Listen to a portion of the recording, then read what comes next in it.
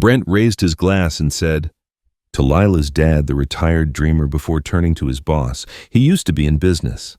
Now, just enjoying soup on a budget. The words hung in the air like smoke that refused to clear. Lila's smile faltered just enough for Calvin Rhodes to catch it. He didn't flinch, didn't show a hint of irritation. Instead, he lifted his water glass, nodded politely to Brent's boss, and smiled with quiet dignity. He had perfected the art of invisible resistance. After all, some battles are not meant to be fought in public, but remembered in private. The restaurant, the Blue Elm Bistro, was softly lit with pendant bulbs hanging like fireflies above polished wood tables. Waiters moved with practiced grace, gliding between the booths, their trays balanced with artful precision. In the corner booth, the three of them sat: Brent Langston, rising star at Neuron Edge Technologies, his fiancée Lila Rhodes, and her father Calvin, who to Brent was just a gentle retiree from Saratoga Springs. I'm glad we could all do this, Brent said, smoothing out his tailored jacket. It's not every day you meet the family behind your future wife. You mean the family of Calvin corrected mildly. She's her own person. Brent chuckled, clearly missing the point. Sure, but backgrounds matter. Context. It helps to know where greatness comes from. Lila shot her father an apologetic look. Calvin responded with a subtle raise of his brow, a signal she'd seen since childhood. He was fine, still observing, always observing. A waiter approached and handed out menus. Brent barely glanced at his before declaring, I'll take the truffle-seared salmon medium and a glass of your Silver Ridge Chardonnay. Lila looked up. I'll have the herb-roasted chicken, please. Calvin studied the menu with the calm of a man choosing carefully, then folded it and placed it on the table. I'll take the soup and sandwich combo. Brent's eyebrows arched just enough to register a flicker of judgment. Just the special, it's what I'm in the mood for. Calvin replied, his voice even. Lila flushed. Dad likes simple food. Of course, Brent said, waving his hand dismissively. Everyone's got their comfort zone. No shame in that. Not everyone needs five-star dining. That's the beauty of America, right choices. He smiled as if he'd just solved world peace. Calvin sipped his water, eyes never leaving Brent's. So, Mr. Rhodes. Brent began again, clearly unable to tolerate silence for too long. Lila tells me you're retired now. Enjoying the quiet life I am, Calvin replied. Brent leaned in slightly. Must be nice. I imagine your generation had a different pace. Slower, more relaxed. These days it's hustle or die. That's why I stay sharp. Always on. I'm up for a promotion this year, Director of Enterprise Growth. Max says I've got a real shot. Max, Calvin asked. Maxwell Pierce, our CEO, Brent said with a puffed-up smile. Brilliant guy. Visionary. Totally reinventing how Neuron Edge runs. He's big on future-proofing. Loves data-driven disruption. He's cleaned house a bit, to be honest. Some of the older guys couldn't keep up. Calvin nodded slowly. And you can. Brent smirked. Of course, I read the market. Adapt fast. That's how I've boosted my team's output by 40% in just 18 months. Neuron Edge isn't the place for nostalgia. It's about results. Nostalgia has its uses, Calvin said gently. Sometimes memory carries more weight than projections.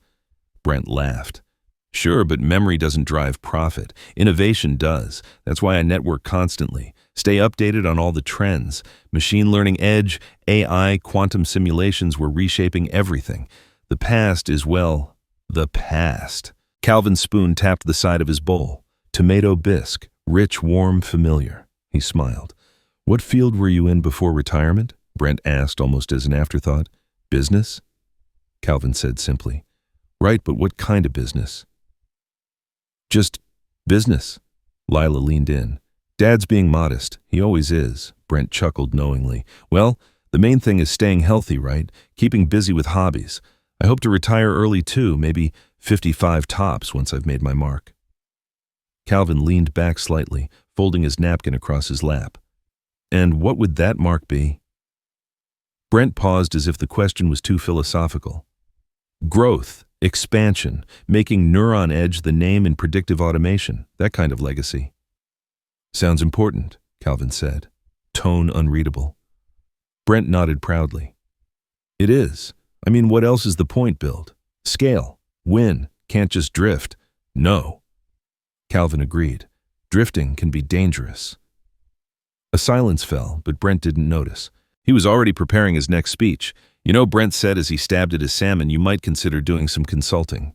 Entry-level advisory work. Companies love senior insight these days, especially from people who've, lived through multiple cycles. Multiple cycles.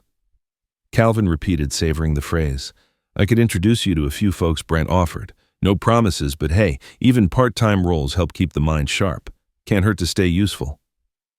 Calvin nodded. That's thoughtful of you. It's what I do. Brent said, clearly impressed with himself. I lift people up. You've said that before, Calvin replied. Several times. Lila reached for her water glass. Her fingers trembled slightly. She didn't speak. Brent cut into his salmon with flourish. And the paycheck doesn't define the man, but it does reflect his capacity. Calvin's face was still. What does your paycheck say about you? Brent grinned. It says I'm not done yet. Calvin placed his spoon down the metal, clinking softly on porcelain. He folded his hands on the table and looked at Brent directly. Settling, he said, can be a choice. Brent didn't catch the shift in tone. Exactly. People settle too soon. You've got to keep moving, adapt. Like I said, respect comes from relevance. Calvin glanced at his daughter. Her eyes were on her plate. The check arrived and Brent reached for it automatically. My treat, he said. Consider it an early welcome to the family. Calvin pulled a $40 from his wallet and slid it onto the tray. For the soup and sandwich, and the tip. Brent looked slightly offended. Mr. Rhodes, you really don't need to, I insist, Calvin said. He stood adjusting the collar of his jacket. Thanks for dinner, Brent, he said evenly. That was enlightening. Then with quiet steps and a calm expression, Calvin Rhodes walked out into the Albany night, the door swinging shut behind him, like punctuation. Back in his quiet Saratoga Springs home, Calvin removed his coat and walked straight to the study. It was time to remember who he really was. The house creaked gently with the late winter wind. Outside, frost clung to the window edges, catching the lamplight like old silver. Calvin set his gloves on the entry table and moved through the house with the ease of habit. Each step on the hardwood was soft measured. In the study shelves lined the walls, filled not with fiction or bestsellers, but with binders, framed photos, and plaques. One wall displayed a faded Neuron Edge blueprint, its lines drawn by hand, meticulous, thoughtful. At the center of the room stood an old mahogany desk polished from years of use. He sat down, opened the bottom drawer, and took out a slim, leather-bound notebook. The first page read simply, Neuron Edge Technologies, March 1993, C. Rhodes and M. Pierce. Calvin exhaled slowly. He flipped through pages of scribbled ideas, diagrams, prototype notes. The handwriting hadn't changed much, still neat, firm, steady. A small photo fell from between the pages. Lila, age 6, sitting at the edge of his old office desk, legs swinging, holding a toy robot made from circuit scraps. Her smile in the photo was wide and toothy. She had named the robot Bossy. He smiled. On the shelf above a thick folder bore the words, Shareholder Archives, Confidential. Inside were the original ownership certificates. His signature sat next to Maxwell Pierce's two friends, once full of hope and caffeine, dreaming in a garage behind a sandwich shop. His phone buzzed. Maxwell Pierce, incoming call. Calvin answered, voice calm as ever. Max, Cal, the voice on the other end replied warmly. I've been meaning to call you. You crossed my mind today. Something specific? Calvin asked. Well, I was talking with Brent Langston, Max said. He's been gunning hard for a promotion. Very ambitious type. Yes, Calvin said, eyes unmoving. Reminds me of a young bulldozer. Max chuckled. All thrust, no steering. Calvin smirked. He certainly has confidence. Too much of it, Max added. Frankly, I'm concerned. He's smart, yes, but rough. Pushy, doesn't listen well. He keeps trying to pitch me on cutting R&D in favor of faster short-term profits. That's dangerous, Calvin said. That's why I wanted to touch base, Max replied. You always had the long view. What do you think of this, Brent kid? Calvin was quiet for a moment. I'm watching him. Watching. Max paused. From where? Close enough. Max laughed, not understanding the double meaning. Of course. You always had your ways. Anyway, I'm attending Lila's wedding next month. Didn't realize Brent was engaged to your daughter. You'll see him in his element, Calvin said. Should I brace for anything? Max asked. Calvin smiled. Just bring your eyes. Got it. Max replied, chuckling again. Hey, do you ever think of coming back? Not full-time, of course, but as an advisor. You've still got equity. Your brain's sharper than half my board. I appreciate that, Calvin said sincerely, but right now I'm working on something different, another invention. A lesson? Max paused. You always did teach better by doing. Old habits, Calvin said. They exchanged a few more pleasantries before ending the call. Calvin set the phone down gently and leaned back in his chair. The wind pressed softly against the windows. He stood and walked to the closet, pulling out an old garment bag. The zipper gave a faint hiss as it opened, revealing a charcoal suit tailored precise. Not flashy, but authoritative. Still perfect. He laid the suit across the chair and sat down again. From the desk drawer, he took out a small velvet box. Inside were cufflinks, polished silver, etched with the Neuron Edge logo. A personal gift from Maxwell on the company's 10-year anniversary. He turned one cufflink in his hand, watching how it caught the light. Then he opened the notebook again. A fresh page. Clean, blank. He wrote, "Lesson begins. Day 1. Dad." "What are you doing?" Lila whispered, watching him from the porch steps. Calvin knelt in the garden bed, a trowel in one hand, the other gently patting down soil around a tomato seedling. He looked up, squinting against the late afternoon sun. Planting, in the middle of wedding madness, he dusted off his gloves and stood slowly. Best time for grounding yourself is when everyone else is spinning. Lila walked over, arms crossed. She was still in her business slacks, heels sunk slightly into the grass. "You've been quiet lately." Calvin removed his gloves and placed them on the nearby bench. "You mean since the dinner with Brent?" She nodded, eyes fixed on him. He was out of line. "You think so? I know so." Her voice rose slightly. "And you just sat there. You let him treat you like some irrelevant old man, like you didn't build." She stopped herself. Calvin raised a brow. "Didn't build what?" Lila sighed. "Dad, I know who you are. I found the old folders, the partnership papers. Your name is on the original Neuron Edge Incorporation." He looked at her, unsurprised. "I didn't say anything because I thought maybe you had your reasons, but watching you let him belittle you like that was intentional." Calvin finished. She blinked. "You wanted him to. I wanted to see what he'd do with what he thought was power." Lila exhaled, rubbing her temples. "Dad, this isn't a lesson plan. It's my life, my wedding, my future husband." Calvin nodded. "Exactly why I need to be sure." Sure of what? She asked, her voice tight.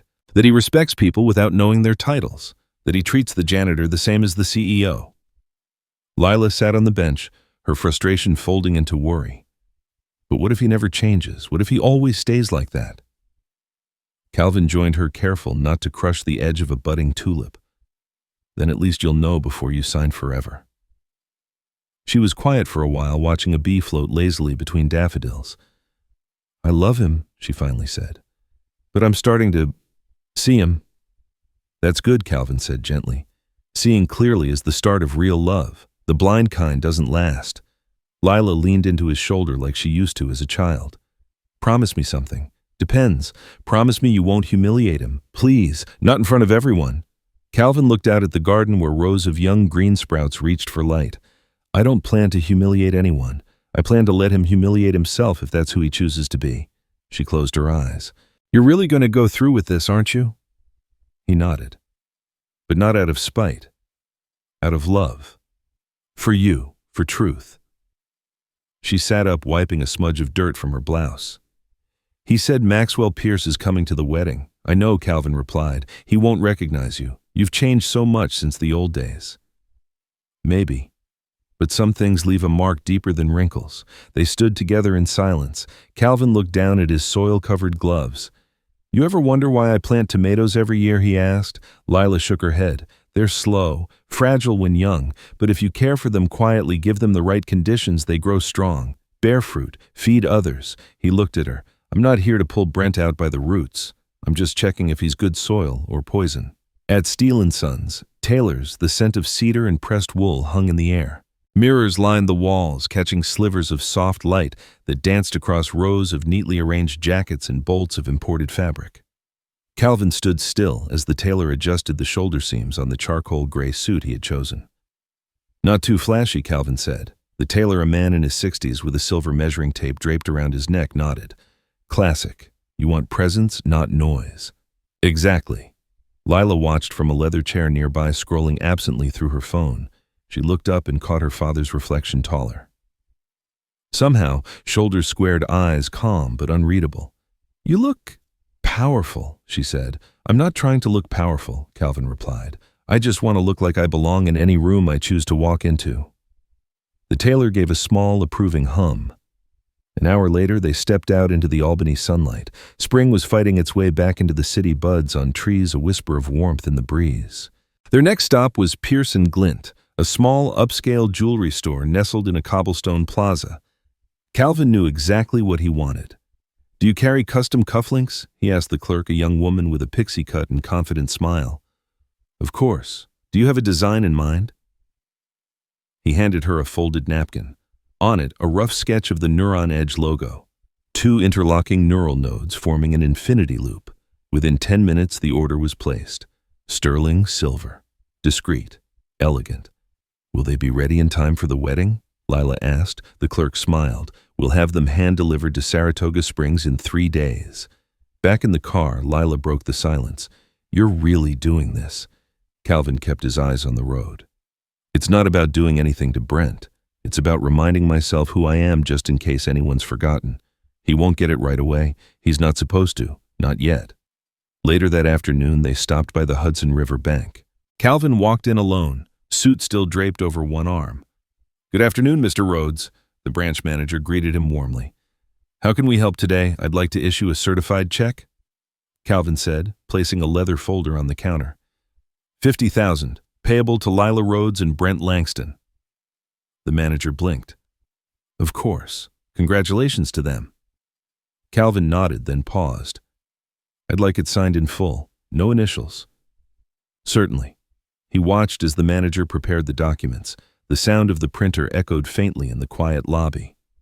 When it was done, Calvin took the check, examined it carefully, and slid it into an envelope marked for your new start. Walking out, he handed the envelope to Lila. She took it reluctantly. This is too much. It's just enough. For what? For beginnings. They're expensive. Back at home, Calvin hung the suit on the front of his armoire, adjusted the shoulders, and stepped back. Lila leaned against the doorway, arms folded. You're dressing for battle. No, he said, admiring the cut. I'm dressing for clarity. She tilted her head. And what happens if Brent fails this test of yours? Calvin turned eyes steady. Then I'll be sad for you, but I'll be relieved too. Better now than 20 years in. She nodded slowly. And if he passes, then I'll shake his hand like a man who knows he earned something worth having. She stepped forward, kissed his cheek. Just don't lose your temper. I don't plan to use it. The next morning, the cufflinks arrived, small, shining, discreet. Calvin held them in his palm for a long time before placing them into a velvet box. That evening over coffee, Lila showed him a message from Brent Maxwell's confirmed. He'll be at the wedding. Tell your dad to wear something nice. I want everyone sharp. Calvin sipped his coffee and smiled. I always do. The Adelphi Hotel shimmered under the soft glow of early evening lights. Inside its glass-paneled dining hall, the rehearsal dinner was in full swing, laughter bouncing off polished wood champagne flutes clinking in casual rhythm. Brent stood at the center like a conductor charming guests with confident smiles and anecdotes that all somehow ended with him being brilliant. And over here, he said, leading a group of co-workers toward the head table, is the man who made Lila possible, her dad, Mr. Calvin Rhodes. Retired, quite modestly. There was laughter, polite, unknowing. Calvin, seated, lifted his glass in response, offering a faint smile. Lila looked down, lips tight. Maxwell Pierce had just arrived, shaking hands with some Neuron Edge VPs. He hadn't yet noticed Calvin in the crowd, and Brent hadn't connected the dots. Calvin watched him move through the room, nodding graciously. Same sharp jawline and commanding stride from 20 years ago, just a bit more silver at the temples now. Brent returned to the table with a grin. Max is here. You two should meet before the ceremony tomorrow. I think you'd get along. Think so? Calvin asked, calm. Yeah, you've got that old-school charm. He respects that. Just don't bring up any dusty strategies. Brent laughed. Lila flinched. A waiter passed with a tray of hors d'oeuvres. Calvin reached for a deviled egg, savoring the quiet moment. He'd always appreciated how these events seemed rehearsed not just in title but in behavior, people practicing who they wanted to be. Brent was in full performance mode. He raised his glass to legacy, to the people who built the foundation so we could add skylights. Scattered applause. Lila leaned toward her father. Do you have to keep letting him do this? Calvin glanced at her. You said don't humiliate him. Yeah, she whispered. But I didn't say play dead. He turned back to Brent, who was now talking with Maxwell. The two men stood side by side, Brent full of motion, Max quietly nodding. Calvin watched the older man's eyes scan the room briefly, then shift back to Brent's animated pitch. Brent's pushing the cut sharta R&D narrative again, Lila said softly. He keeps saying it's a waste of resources. Short-term minds rarely see long-term walls, Calvin replied. The speeches began. Brent spoke first, of course, thanking everyone, bragging without saying brag, highlighting his rise at Neuron Edge and how he hoped to bring that same drive into marriage. Lila's face was unreadable. Then it was Calvin's turn. The mic passed to him like a test. He stood slowly, straightening his jacket cufflinks, catching the light. I won't speak long, he began, voice steady. Marriage isn't about speeches. It's about silences, what you do when no one's watching. Who you are when the applause fades. He glanced at Brent, then Lila. I've known Lila since before she had front teeth. She once built a robot from cereal boxes and declared it could solve world hunger if we could just get it into the right supermarket. Laughter, warm and real. I don't pretend to understand the future, but I respect those who walk into it humbly, not assuming they own it. He handed the mic back. Lila reached under the table and squeezed his hand. Later, outside on the veranda overlooking the courtyard lights, Brent lit a cigar. You surprised me in there, he said. Didn't peg you for a speaker? I'm full of surprises, Calvin replied. Brent exhaled a thin stream of smoke. Listen, I'm glad you're cool with everything. Some dads get weird about not being respected enough. You're not that kind of guy. You know your lane. Calvin turned to him. And what lane is that? Brent laughed. Come on, you know what I mean. You're not trying to relive the past. You've made peace with your chapter. Calvin smiled. Just remember, some chapters only end because the next one takes longer to write. Brent raised a brow. Is that a quote or something? Just something I read on a cereal box. They both chuckled. Calvin turned to leave. Brent called after him. Hey, wear something sharp tomorrow. Max likes clean lines. Calvin paused. Don't worry. Tomorrow we speak without speaking. The wedding hall inside the Adelphi Hotel shimmered with gold and ivory. String lights curled along the ceiling like constellations, and a string quartet played softly in the corner. Everything was perfect. Brent stood near the entrance in a custom navy tux, giving last-minute directions to a junior VP. Make sure the gift table's secure. Lila's dad might have brought some family heirloom we don't want misplaced.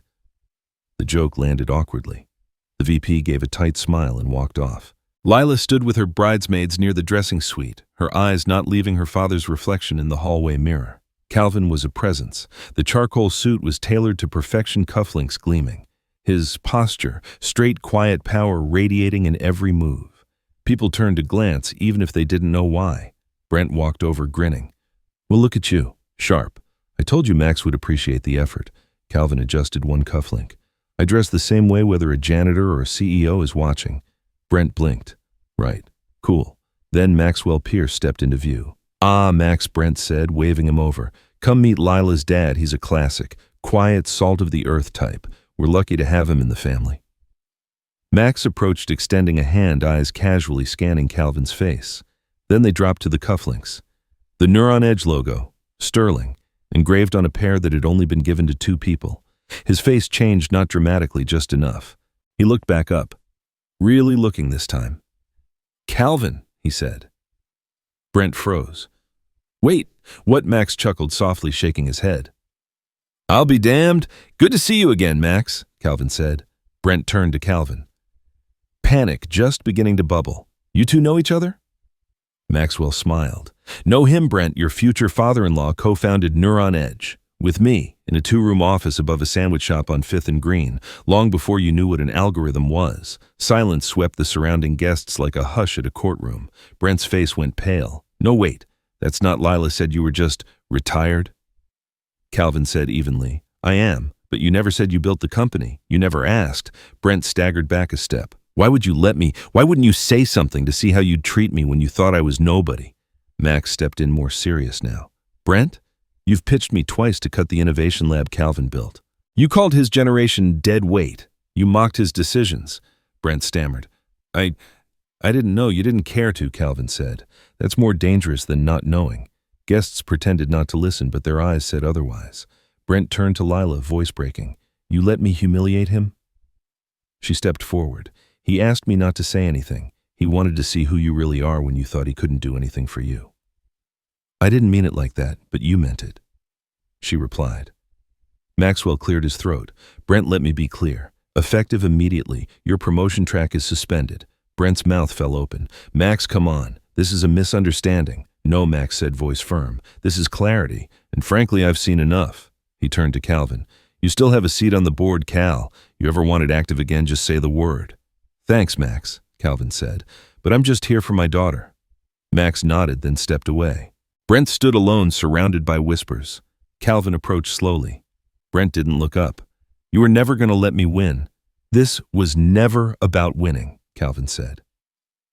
"It was about revealing. You had every chance to be decent." Brent's voice was smaller now. "So, what happens now?" "That's not for me to decide." He turned to Lila. She stared at Brent for a long, painful second. Then she walked past him and took her father's arm.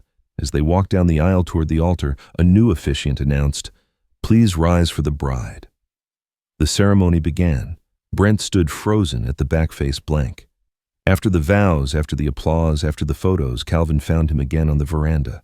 Brent stood by the railing, glass in hand, looking out at nothing. "You stayed," Calvin said. Brent didn't turn around, didn't know if I should. "You didn't run. That's something."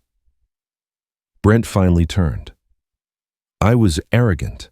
"Yes, I was disrespectful," Calvin nodded. "I hurt your daughter. She's strong." Brent swallowed hard. "I want to make it right. Then start by listening more than speaking." Brent extended a trembling hand. Calvin looked at it for a moment, then shook it. "Welcome to the family, Brent," he said. "Make it count. If you like this story, please like this video, subscribe to the channel, and share your impressions of this story in the comments. To listen to the next story, click on the box on the left. Thank you for watching.